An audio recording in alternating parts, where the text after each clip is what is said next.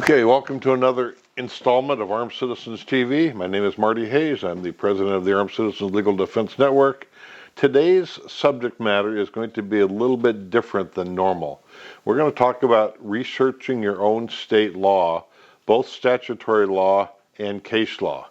Pretty much every time I talk about a legal subject, I make sure that people understand that it's just general information and you have to do your own specific research to your own specific state, and maybe even local county ordinances, but typically it's a state law situation. Consequently, today we're just going to show you how to do that on the internet. Used to be you had to go down to the county public law library and do this type of research, but through the miracle of modern technology, you can sit here at home in your bathrobe and do the same thing. Okay, so let's get started. And what we're going to do is switch to my computer screen. The first thing you'll see is a very nice sunset picture of Harrison, Idaho. This is where I grew up, and it is my screensaver, or my desktop. Anyway, so what you want to do is you're going to search for your own state's statutory law. In my case, it's Washington State Statutory Law. And it's already coming up with what I know is the correct thing. Revised Code of Washington, so I'm just going to go ahead and click on that, and this is what you get. The Washington State Legislature screenshot, and down here, RCWs by title, you get all these different titles. Well, we want crimes and punishments, and also Washington Criminal Code. Years ago, I believe in the 1970s, they updated it, and that's why it's called the Revised Code of Washington. And so we've got actually two titles that I have to worry about, Title IX and Title IXA. So let's look at Title IX. I look down through here at the general provisions, firearms and dangerous weapons. Let's click on that and see what we get. Okay, so we've got a whole bunch of lists of, a list of topics to look at. I'm looking down here again, and carrying firearms would be something I would be interested in. Exemptions to restrictions on carrying firearms.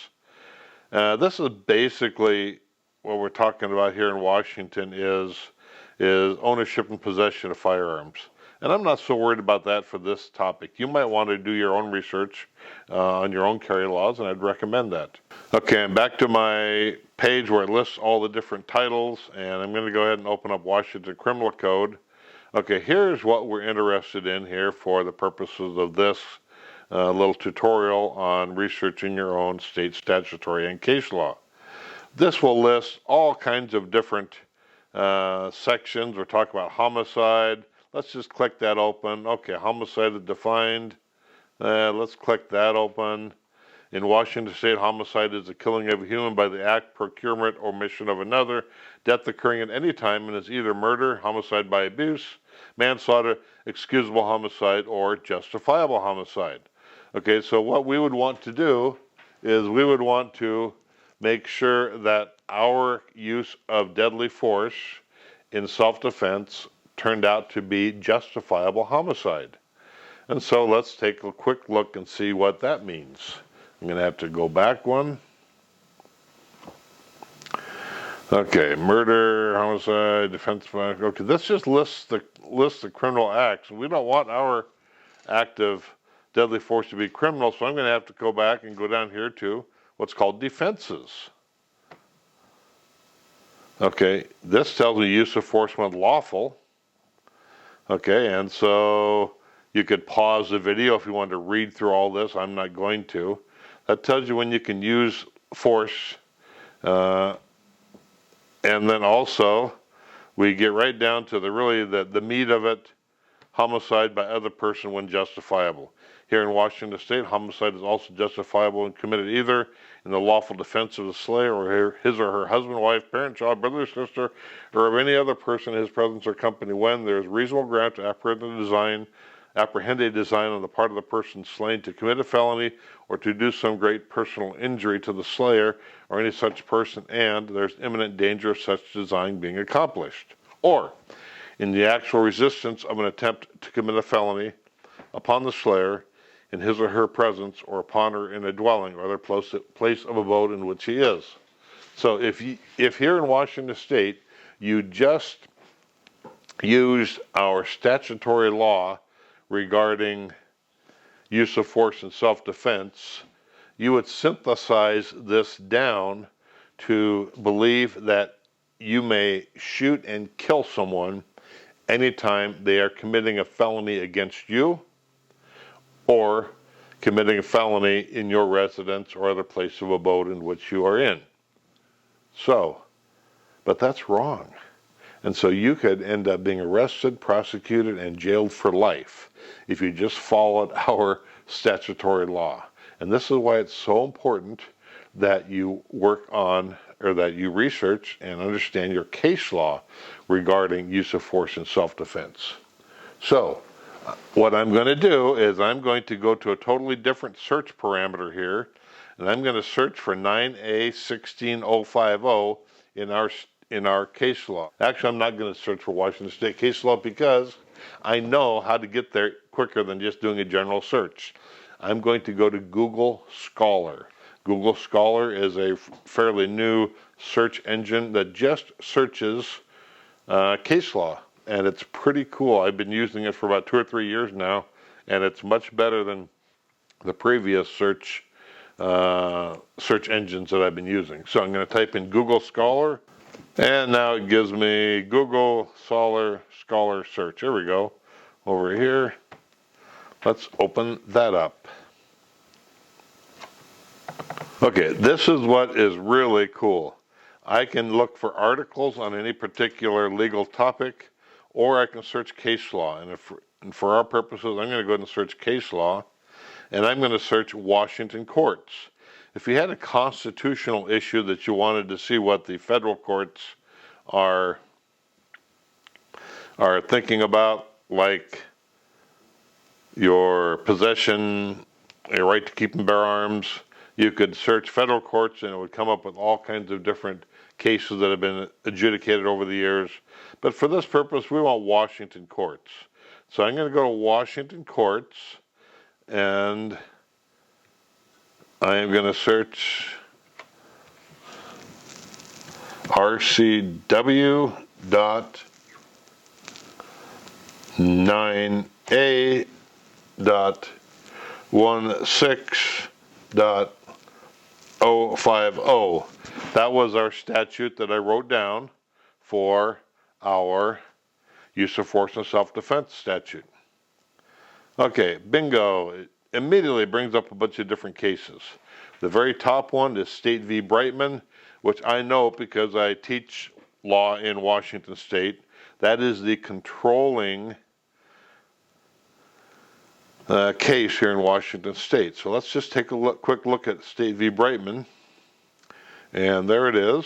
I'm going to go ahead and enlarge this if I can. I'm not computer awesome here. Wow, look at that. I am computer awesome. Okay, State v. Brightman. Here we go. 2005, which actually is pretty recent in the law. Okay, this scrolls down and tells us, it'll first of all tell us what the case was about. Nathan Brightman seeks reversal of his conviction for the second-degree murder of Dexter Vila. Okay, and you can read this on your own if you wanted to search for it. There is 2 issues. One was that his constitutional right to a public trial was violated when the trial court closed the courtroom to spectators during jury selection. Brightman also argues that the trial court erred when it declined to give its proposed instruction on justifiable homicide. So, we know that there are 2 different issues here, and so I know from reading hundreds and hundreds of cases over the years that there'll be 2 sections in this opinion. I'm going to scroll down through the first section and get to the one on justifiable homicide. It's going to go quickly. Zoom. Look at that go. Okay. Bone Club is the name of the previous ruling where they discussed open trials. So I know that I'm still not there yet with what I wanted to research. And here we go.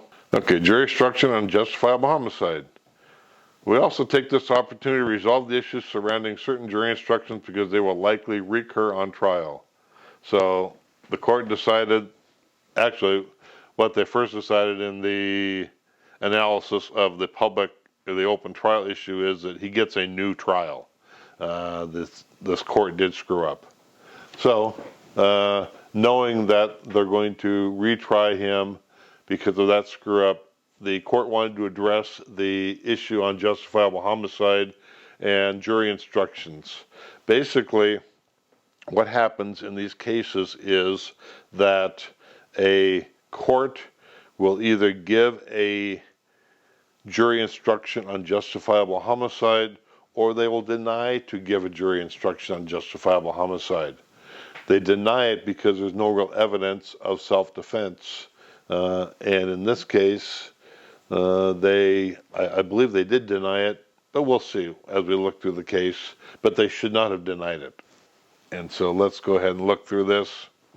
Brightman's version of the facts is that Vila needed money, that he talked Brightman into giving him $20 on the ruse that Vila would provide marijuana. And then Vila tried to eject Brightman from the car without producing the drugs. Because Vila refused to return the money, a fistfight ensued. During the fight, Brightman drew his gun and clubbed Vila with it. The gun accidentally discharged, killing Vila. Notably, Brightman testified that when he got out of the car and resumed the fight, he was not afraid of Vila. The trial court refused to give Brightman's proposed instruction on justifiable homicide. Instead, the trial court affirmatively told the jury in instruction 23 that justifiable homicide was not a defense in this case as a matter of law. Okay, and that's what I was talking about. Yeah, he didn't get the instruction on justifiable homicide, so he was found guilty of some other crime. So now I'm just going to scroll down here. I'm going to spend a whole lot more time on this. Okay, here's where the opinion explains RCW 9A16050, and they acknowledge the statute says in the act of resistance of an attempt to commit a felony upon the slayer. Okay, and so that's what I talked about a few minutes ago. They also define what necessary meant, and here's a good paragraph to look at. A defendant is entitled to an instruction on justifiable homicide when he or she has raised some credible evidence from whatever source to establish that the killing occurred in circumstances that met the requirement of 9A16050. Interestingly, they give these different cases that they're relying upon to validate this opinion.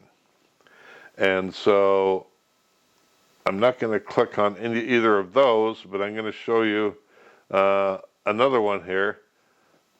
The state must also prove the absence of self-defense beyond a reasonable doubt. What does that mean, I wonder? Okay, I thought that the state, that the defendant in affirmative defense has to show that their actions were reasonable under the circumstances. But this is something different, so I want to see what the heck this talks about.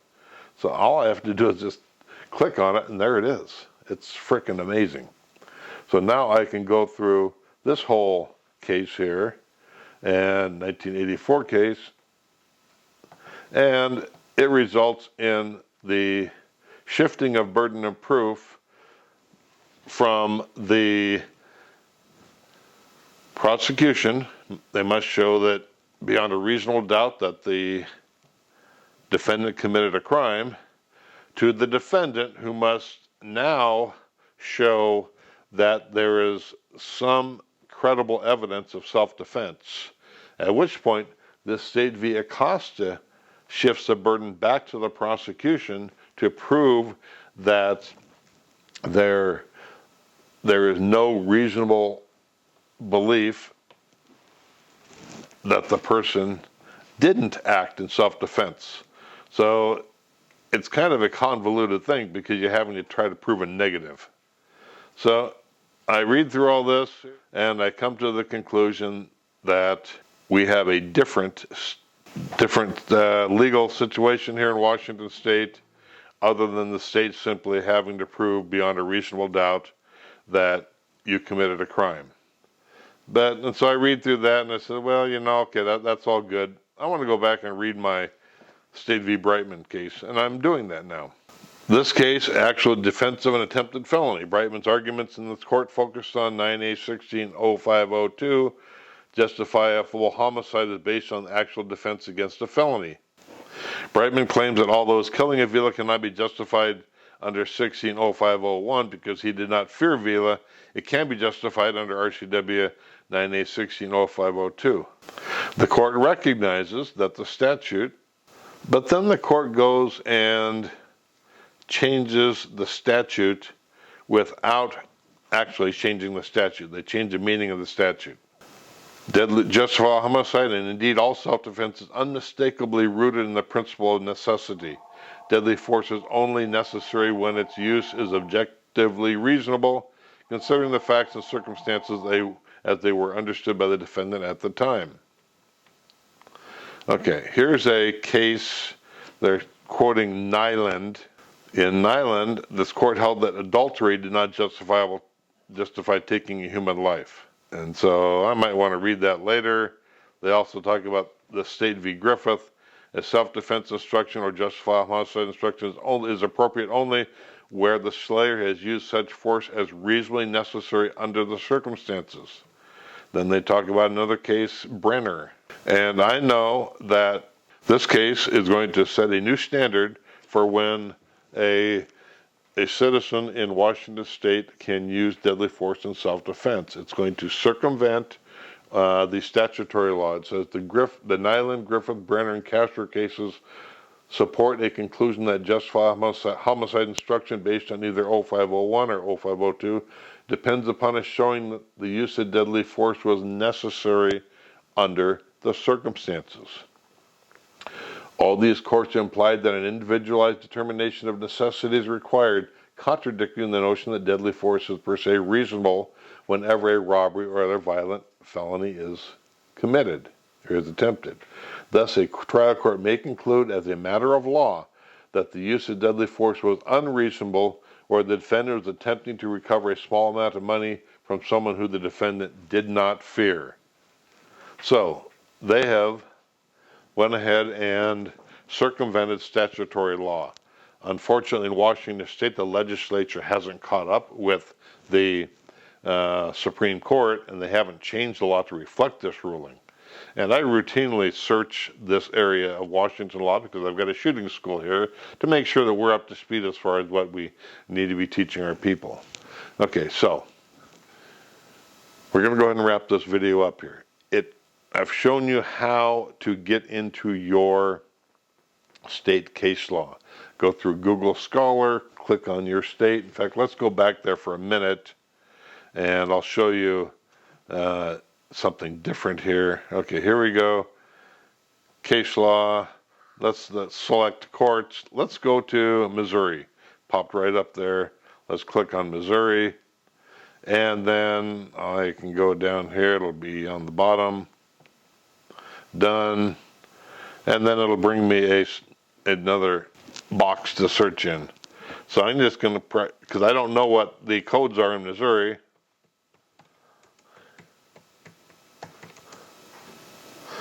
Self-defense instruction, that's going to give me some good cases. Okay, here's one from 2002. On appeal, Westphal argues that the trial court erred in refusing to tender his proposed self-defense instruction. Okay, here's a 2003 case. That's better. The more recent the case, the better. Let's go ahead and take a look at the most recent case here, 2012, State v. Bolden. What does it say? So now I'm sitting here in St. Louis, Missouri. I can also move to different cases here, like State v. Beck, read that one, all those kind of stuff. Looks like the phones are going crazy here at the network. We're just sitting at my office desk. You'll notice I'm not a very well organized person, at least not physically from the clutter on my desk.